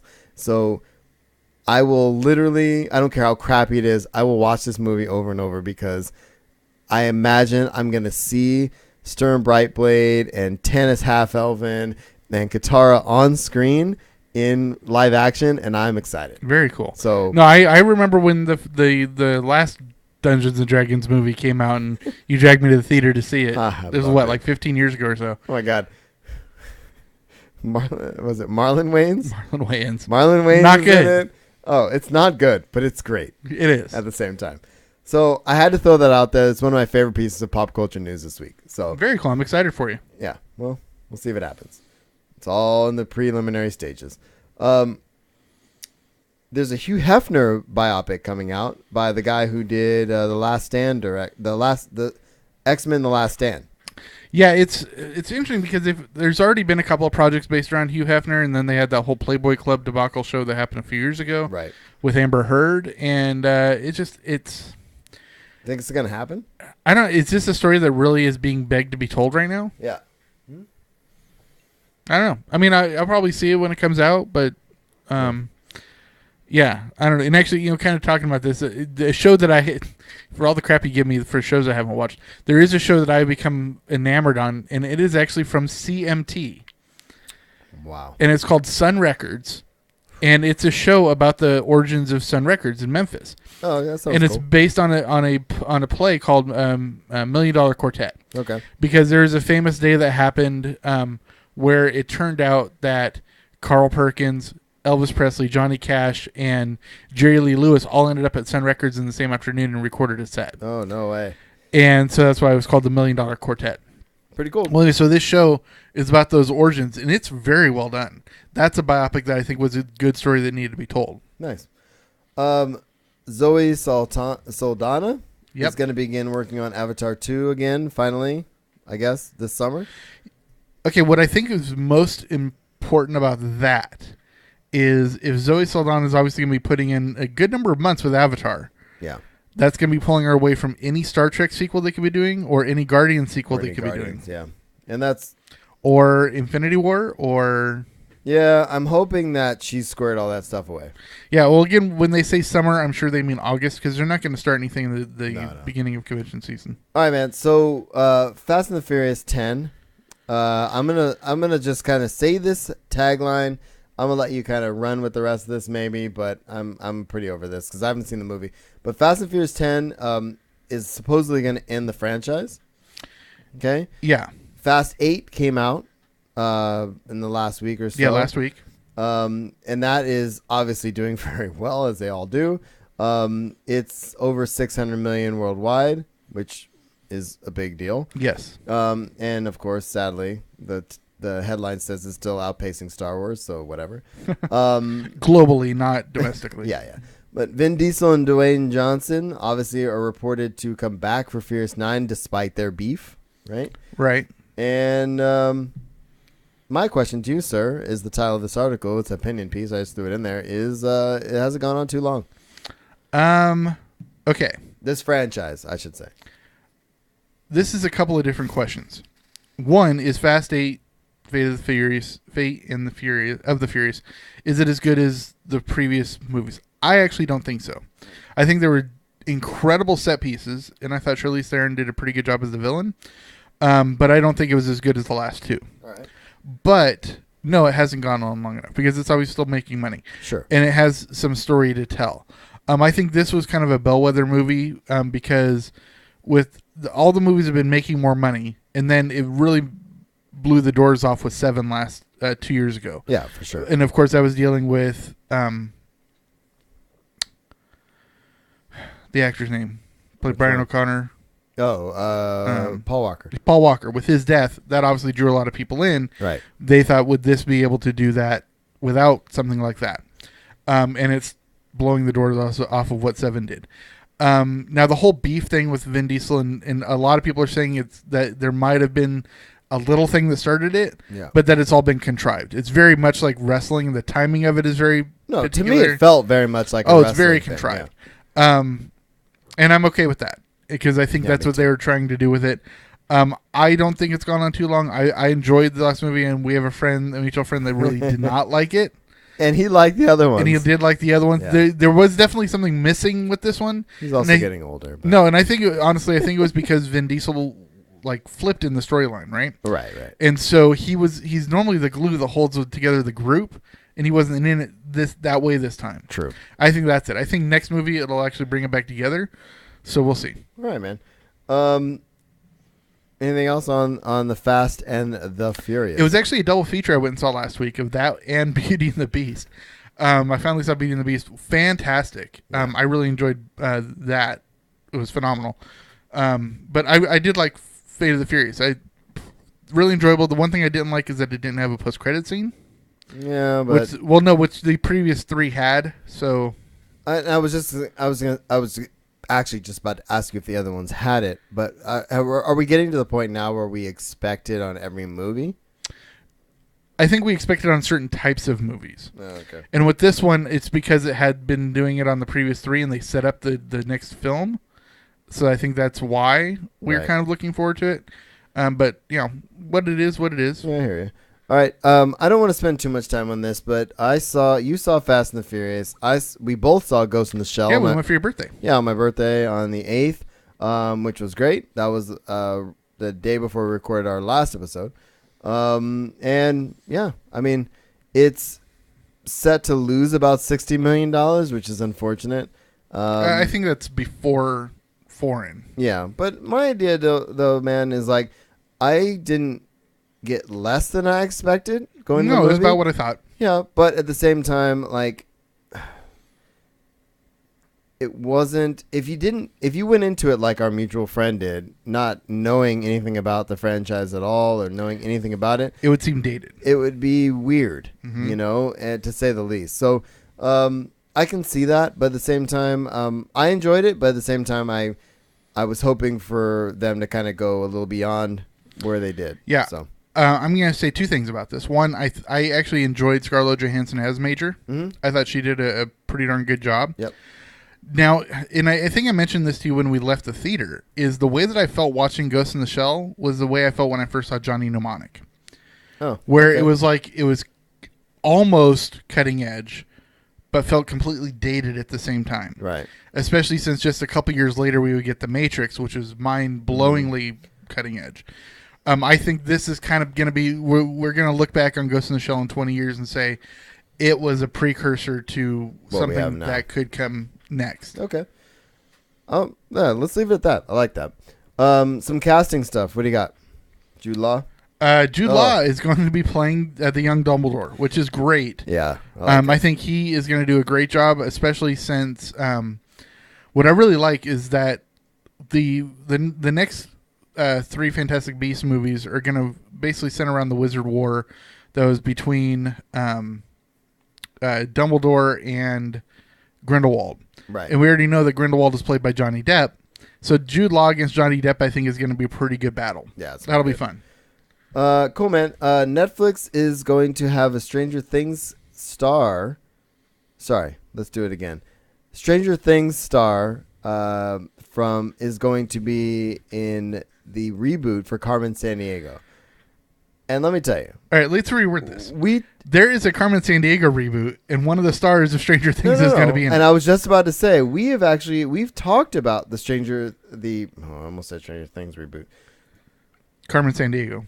We've talked about the Carmen Sandiego reboot. We have. And how we both grew up being fans of the Carmen Sandiego game. It was a long time ago. The TV show. But so I think it's kind of cool that they're going to do it. I don't know which star it is. Actually, I closed it. Where is it? I can't see. Hold on.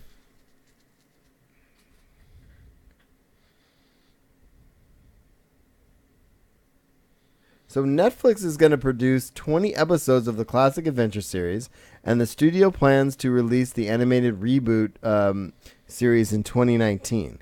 Along with the official announcement that the show is moving forward, Netflix revealed that the two leads have already been cast. Jane the Virgin star Gina Rodriguez, now the title role, and Finn Wolford, who portrays Mike Wheeler on Stranger Things, has been cast as Carmen's accomplice player.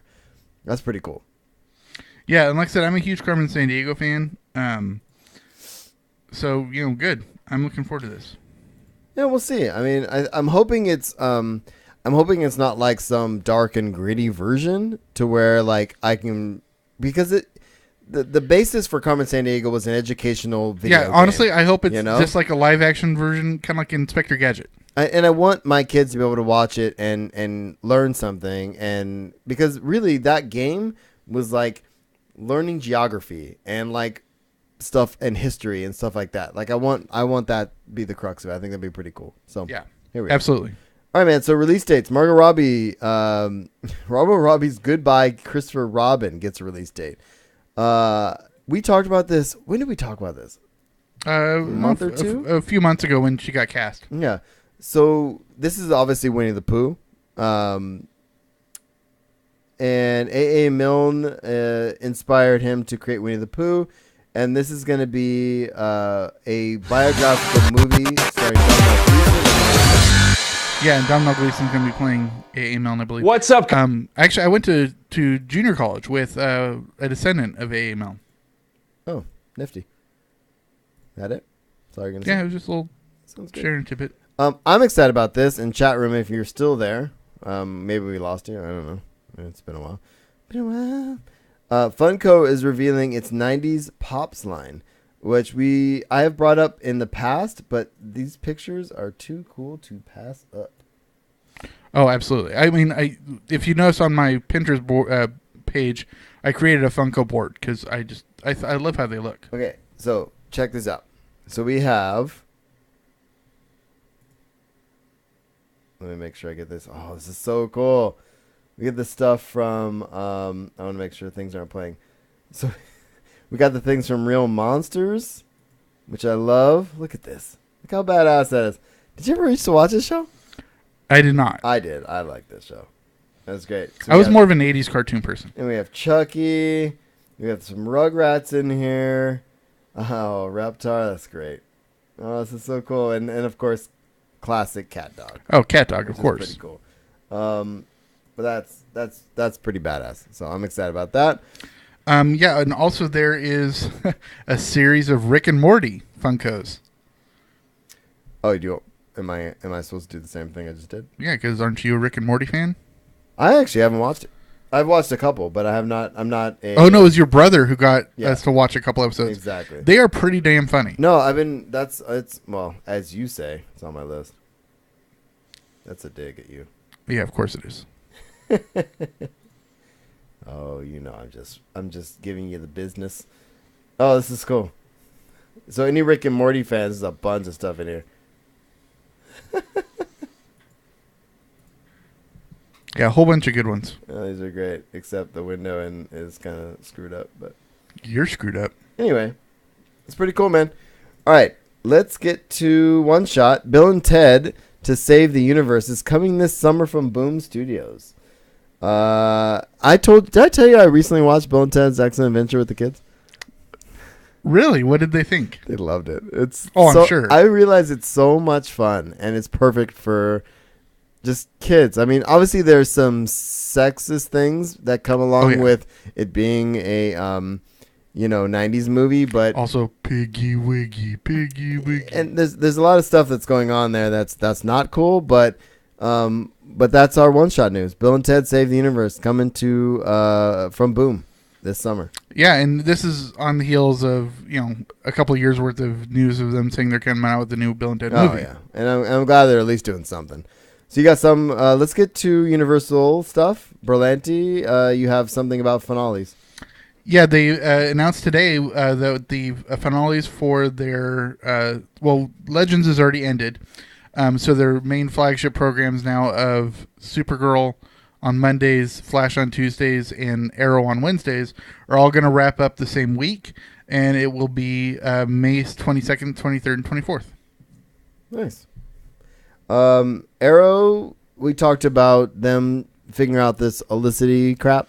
Yeah, and we saw in the sizzle reel, we saw in our trailer time section that we actually saw a scene where they were kissing. So obviously they're doing it in flashbacks. They're doing it in flashbacks. Which, I mean, how else are you going to do it? Oh, yeah, you can't. And Manu Bennett, I think that's how you say it, is going to return as Deathstroke. Yes, very cool. And we actually heard him speaking in the sizzle trailer. In that sizzle trailer, oh man, I love him as Deathstroke. He's fantastic. I mean, without the mask, straight up, scarred face, that voice, like yeah, I think so Joe good. Manganiello is going to do a really good job in the DCEU, but Manu Bennett, just his accent is phenomenal. Indeed. Legends of Tomorrow, Rip Hunter is supposed to be back in season 3. So if you watched the finale, which I did, I don't know if you did. I did. Yeah, I'm all caught up. Yeah, so I don't know. There's that. It's a little ambiguous to see. It's vague, yes. Yeah, what's going to happen with Rip, but he's going to be back in. I think they would have to. It took him a while to come back after he disappeared in the end of season 1. Right? Mm-hmm. It took him most of season 2. Yeah, but it was building up to the whole Legion of Doom thing. Exactly. So, anyway, I don't want to spoil too much there. Exactly. DCU, we have Batgirl news. Yeah, so Kevin Feige, who of course has Marvel, heads of story stuff for Marvel, has come out and said that Joss Whedon actually contacted him a couple months ago saying that he was in consideration for Batgirl. And even though he didn't really have to, it was just it was a gentlemanly thing to do. And so everyone was kind of worried about, with Joss Whedon jumping ship from Marvel to DC, how is that going to leave things? And evidently it's just going to go. And this just goes back to what we always say about Joss Whedon, is that he just loves to tell strong female character roles. And good on him, because he does it well. So I still think you should come back and do a Black Widow movie when you can. But I hope so too. Game of Thrones star is confirmed for a role in Justice League. And this is Michael, I don't know how to say that. Yeah, don't even try to pronounce the last name. He basically played Ramsay Bolton's dad. Yeah, and oh my God. Homeboy is good. I love he's a good actor. He's so good. I don't know what he's going to be doing yet, but I'll watch him in anything. So, I'm in. Yes. There's some cool Disney news, man. Yeah, they're continuing their they're still trying to get The Rock. For The Rock, obviously, but they're still trying to do movies based on rides. I mean, they've done Haunted Mansion, they've done Pirates of the Caribbean, obviously, and they did Tomorrowland. Now they're going to be doing Jungle Cruise, which we talked about last year, but it looks like The Rock is going to be the person to star in it. Good night, Steve. Night, Steve. So hopefully The Rock, I mean, I just hope they have as many puns as possible. Oh, yeah, because that's the whole point of the Jungle Cruise ride. I really hope it's punny. Will Smith is in talks to play the genie in Disney's live-action Aladdin. I'm not sure about that. I am wary at best. I don't like that at all. No, well, he can be funny. But it's not... It depends. Is it going to be CGI? Is it just going to be voice acting? Okay, so if you put Will Smith and Robin Williams next to each other, there's nothing similar even really about their comedy that you can kind Not of really. You know what I mean? Like, it just, unless they're going a different direction with the Genie altogether, I don't know. I don't see it. But we'll see. Well, you got to remember, it is going to be directed by Guy Ritchie. Yeah. So we'll see how that goes. Yeah, I hear you.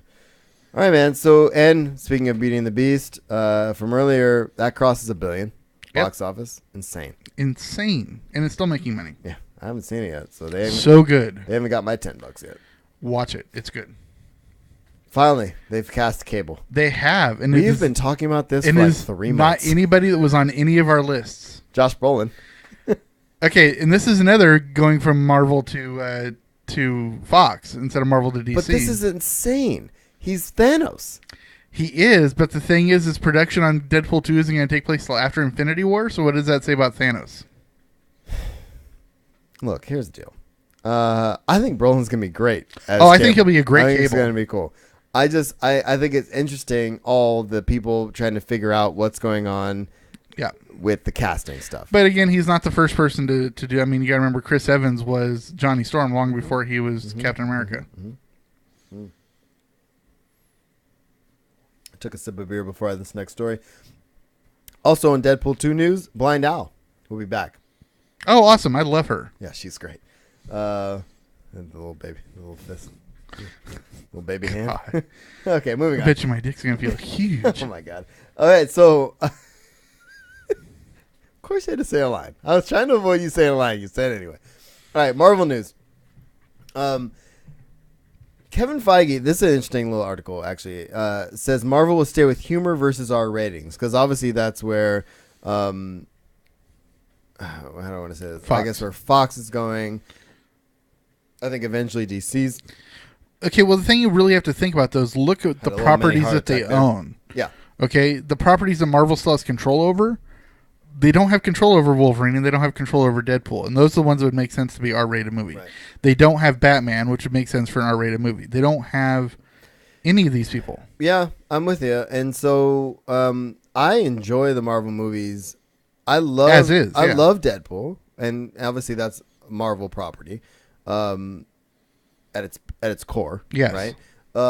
And I love that about that character, but at the same time, like, how much fun am I having at an Ant-Man movie? And exactly. I don't need it to be rated R. No, you know exactly. What I mean? Or Doctor Strange. Yeah, there's just as much fun in having a giant Thomas the Tank Engine fly at you. Exactly. And I like laughing with something at stake rather than, oh crap, how many heads does this guy cut off? You know what I mean? Right? Like, as fun as it was to watch Logan. When you go to Logan, that's what you want. But that's what you expect with a man with claws. Exactly. You can only have him stab somebody in the chest so many times. Exactly. So, and James, I didn't read this one yet. Do you want to do this one? The James Gunn one? No. Okay. We'll just pop. Boop, boop, boop, boop, boop. All right. Black Panther, it's done. Yeah, Black Panther's wrap production. I cannot wait for this movie. I know. It's cool. They showed the first footage of it at not Celebration, but some CinemaCon. Yeah, CinemaCon. That's we talked about a few weeks ago. But I'm guessing at D23 they're going to release a full-length trailer. I can't wait, man. I love that character in Civil War. Chadwick Boseman is fantastic. And that suit and just the way he moves. Oh, it was so sick. And he also has that sly sort of smile, like that scene when Black Widow up against his security. Yeah. And they're like standing up to each other, and he goes, "As much fun as that would be." Right? It's I'm waiting for and that's what I'm waiting for. I'm waiting for the humor to come out through that, because as dark as what he's dealing with is, yes.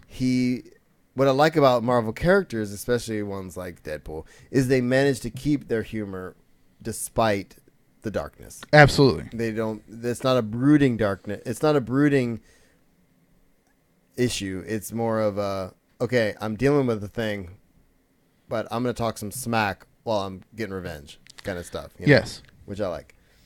I don't want to keep going with that because I'm just going to, we did get some Brie Larson news. Yeah. Out of what was happening this last weekend. Mm-hmm. And she says that that her version of Captain Marvel is going to be really funny, which is the modern incarnation of her. Right. And I don't know much about Captain Marvel. Like, I mean, she says it's going to be really funny. She says, She's a believer in truth and justice, and she's a bridge between Earth and space. She's fighting between the flaws that are within her and all this good, and she wants to try and spread and make the world a better place. She can also fly and shoot things out of her hands, and she's really funny. So I love that. I love that, like, again, like I was just saying a second ago, you have things going on, but there's humor. Yeah, if I remember correctly, and there's a couple of different incarnations, like we said, of Captain Marvel and where they go with it. Right. I believe this is the Carol Danvers version, which is very interesting because Danvers is also the same name as from Supergirl. From Supergirl. But basically, she was a pilot, and I believe she became an astronaut. And when she was in space, she made contact with a space entity, very much like the Dark Phoenix, and it imbued her with powers. And I want to say it was because there was an old Marvel character called Mar-Vell. Okay. And it was the same sort of powers, and so that's kind of where it's going. And it says, the next thing I have in here, it says there's supposedly a director. They've picked a director, but there's no names, right? Okay, and actually, I found an article later, and I didn't put it in because So let me find it here. Go ahead and go on to the next one. And I'll come back. The idea is that something popped up, and perhaps so Peyton Reed from Marvel Studios selected a director to helm Captain Marvel, but he accidentally said it to the website Vulture that it's been selected, and he's like, "Oh wait, I can't release a name," right? Kind of thing. So that's where we're at with that. And all that. They did release names here, and let me get them for you. They did. Okay, cool. I'm just gonna do one Guardians of the Galaxy 2 thing. The soundtrack is going to have a release date, which is, and we are gonna get Guardians of the Galaxy in 2 weeks? Yeah, 2 weeks. It's coming out pretty quick. Which I can't freaking wait for. It's one of my favorite movies of all time. So Guardians of the Galaxy Volume 2 soundtrack is going to be available and out on April 28th, which is probably the day this podcast drops. So you're welcome. Go get it. All right, man. So I have some Guardians of the Galaxy Volume 3 news, which is surprising, right? We're almost done here, by the way, chat room. Yeah, give me, because actually I'm looking for that article, and I found like a couple of new things we really need to talk about. Oh God, here we go. So give me just a second here. We better put them in the damn outline because I ain't playing that game. Can I finish my Guardians of the Galaxy 3 stuff? Yeah, go for it. Since you're not even listening to me, it's cool. I'll just do a one-man show. No big deal. I hate you so much. All right, Guardians of the Galaxy 3. So James Gunn will be writing and directing. Okay. And he's going to get right to doing that right after he's done with finishing with Infinity War. Yeah, of course. That's what I would think. But is James Gunn just the man? Oh, he's the man. He's the man for his time. Well, it's like we Joss Whedon, and then we are on to Christopher Lord and the other guys. We have the Russo brothers. They have a deep bench. I'm with you. I like Marvel's bench. They put out funny stuff. And another Guardians of the Galaxy 3 thing. The third movie will end the current lineup. Yeah, well, just like the Avengers, the Guardians lineup always changes. Yeah. Well, and it's fine, and we get attached to these guys, but just know that it's based off comic books, and these things change all the time. So the current lineup of the Guardians right now, and again, obviously the people they're adding to Guardians 2 would be Mantis and Mantis. The Karen Gillan role. Nebula. Nebula and homeboy Yondu. Blue guy, Yondu. So, we have some additions, but who knows what it's going to shake out to by the end of it. So we'll see. So Thor Ragnarok news. We kind of covered this when we did the trailer, actually. But major Planet Hulk character is confirmed for Thor, and it's going to be played by Takai Waititi. Is that even close? I don't know. I'm not the best with names, if I'm being honest. And my hoptologist ale isn't helping. So let's move on with this. So let me find the quote. I will find the quote.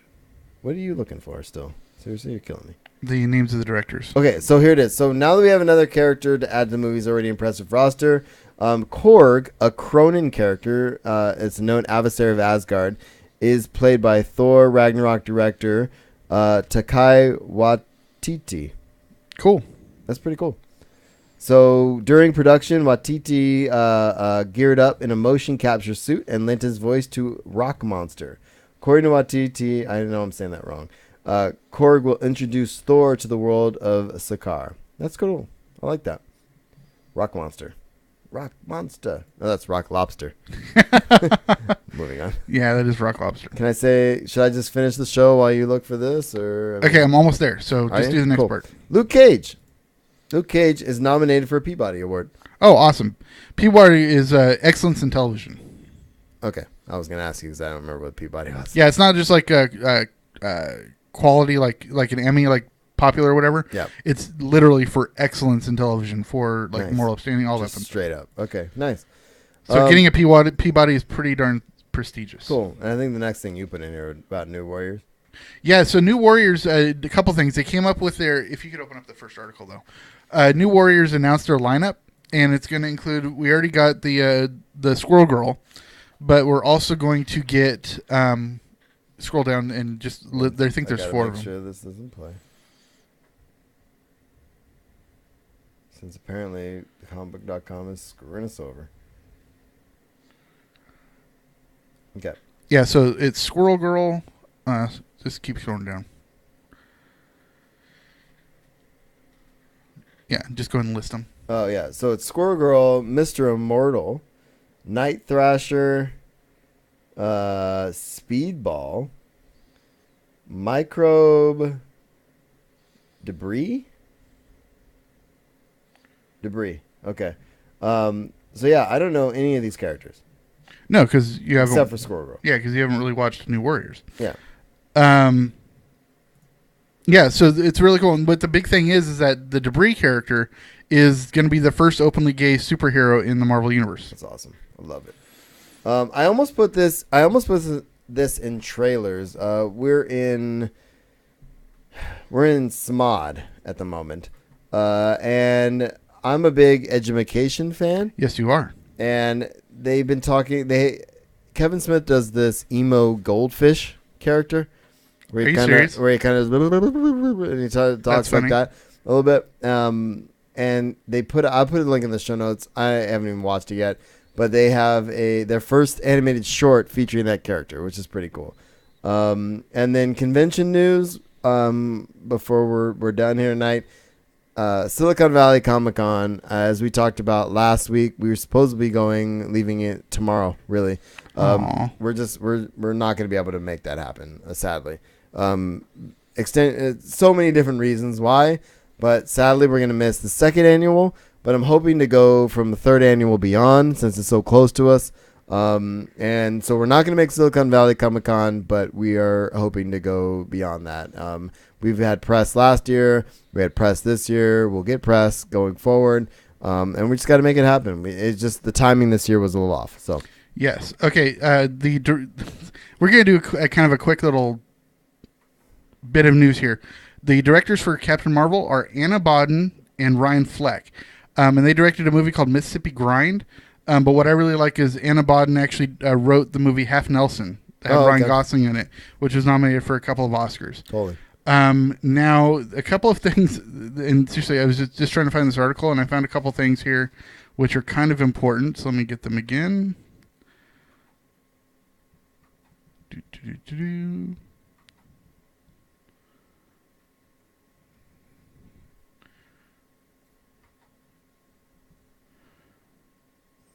Okay, Scott Derrickson is actually going to be coming back for Doctor Strange 2.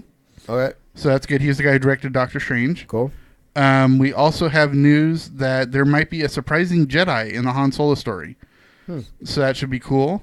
We also have news that the X-Files is officially going to be returning for a new season. I know. I was just saving that for next week. But yeah, I got you. I hate you. Yeah. We also have... where is it? Oh, a new report. This is as of 4 hours ago. A new report reports that the 13th Doctor will be a woman. No way. That's They've what it says. confirmed it? Oh. Well, it's a report. It's not confirmed. Okay. All right. But it's a report. I'm excited no matter what. Yeah, so I think that's very cool. And then there was one more. Michael B. Jordan, who played Johnny Storm in the newest one. He was also Adonis Creed. Yep. And Michael Shannon, who was up for the role of in Deadpool 2. Michael Shannon. Cable? Cable. Yeah. Who was up for Cable. Right. Okay. They're going to be starring in an HBO original movie, Fahrenheit 451. No way. Nice. Yeah, so I think I just thought those were kind of important little things to talk about. Cool. A little hodgepodge at the end. But that's yeah, fine. a little hodgepodge. I was most excited about X-Files coming back, and yeah, so I'm excited. Cool, man.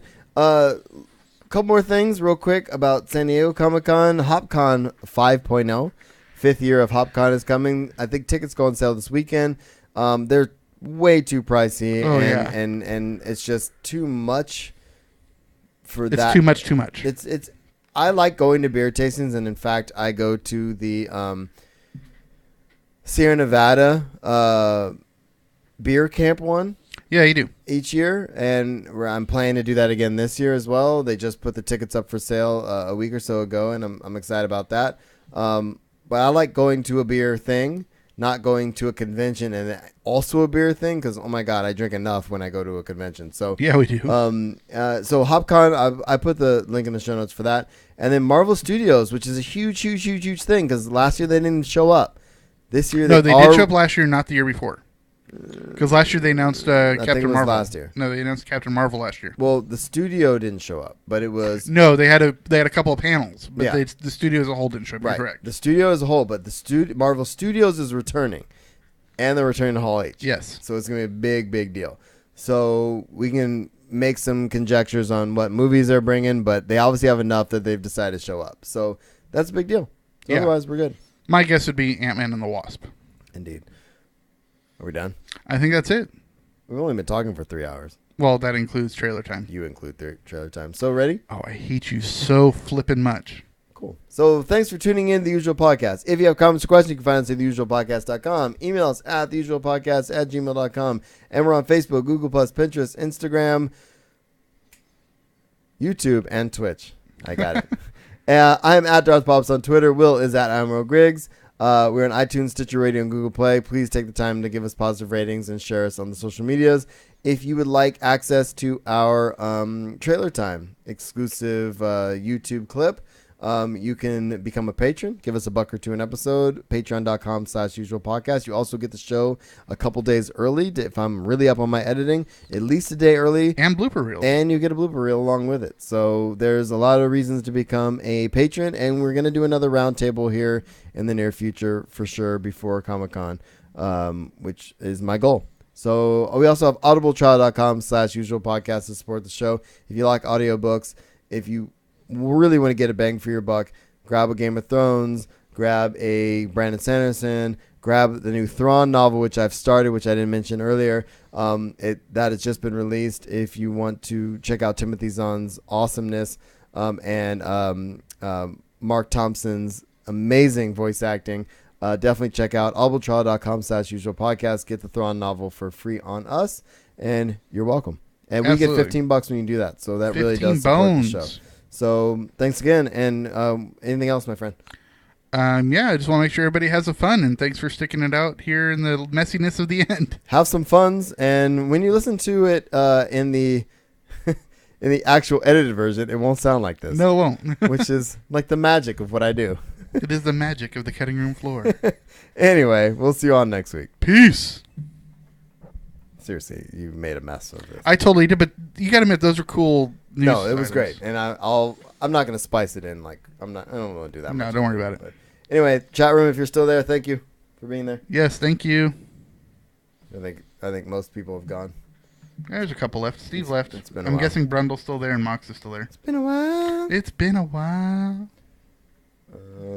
What else do we got going here? I'm gonna stop this. Turn this down. Turn that off. Boom. All right, kids. We are gonna call it a night. Since nobody's speaking to us, we're gonna go. We had a lot of fun. Thanks for watching with us. Yeah, thanks for being here, guys. And we'll see you next week. Check you later. Check you later. Girls don't want to hear that shit. I want to watch that movie so bad right now. Can't even tell you. It's 420. Okay, perfect. Yeah. All right, stop that. Stop that.